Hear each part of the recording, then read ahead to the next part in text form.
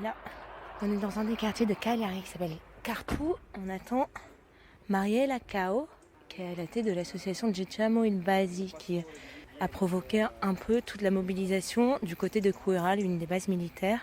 L'association Diciamo il Basi, qui veut dire en italien « jetons les bases », double sens, hein, jetons les bases militaires et jetons les bases un peu posons la vérité. Et là, on est dans un des quartiers, on l'attend, c'est le seul immeuble, comme elle nous l'a dit, pour qu'on puisse retrouver son logement à Marielle.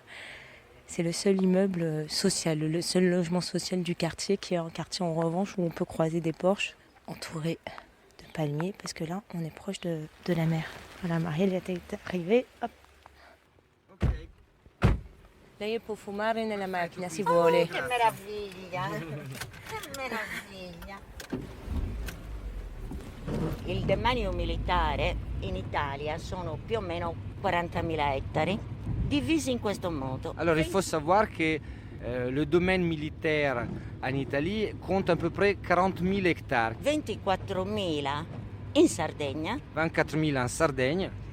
70%, exactement. Exactement 70% en Sardaigne. Di questi 24.000, 21.000, cioè la quasi totalità, è impegnata in poligoni di tiro. Le attività più devastanti, va benissimo l'espressione inglese, che i poligoni li chiama bombing test areas. Alors il faut savoir que de ces 24 000 hectares donc, qui sont soumis à la servitude militaire en Sardaigne, 21 000 sont dans les zones de tir, dans ce qu'en Italie on appelle avec un joli mot géométrique polygone, mais que par exemple les Américains appellent bombing test area, ou par exemple les Espagnols appellent ça campos de bombardeo. Ça veut dire que c'est les activités les plus dévastatrices pour l'environnement et pour la santé de toutes les activités militaires possibles. Allora, il poligono di Quirra è il più grande e il più vasto d'Europa. Le polygone, ou alors plutôt le bomb testing area de Quirra est le plus étendu, le plus grand d'Europe. À Quirra, on parle de 13 000 hectares. Giocate con vero munizionamento da guerra. Mais c'est surtout des guerres simulées. Donc, mais il faut savoir que ces guerres simulées sont faites avec des vraies munitions parce qu'il faut les tester, ces munitions. Ogni anno e c'è un nome molto poetico.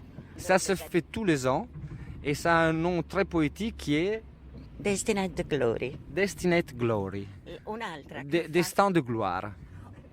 Il bombing test area ha più intenso utilizzo d'Europa. I militari li chiamano i gioielli della corona. Si Quirra est le plus grand, Teolade est là où il y a la plus intense activité des tests de bombes, des tests militaires. Et c'est pas un hasard que les militaires appellent ça les joyaux de la couronne.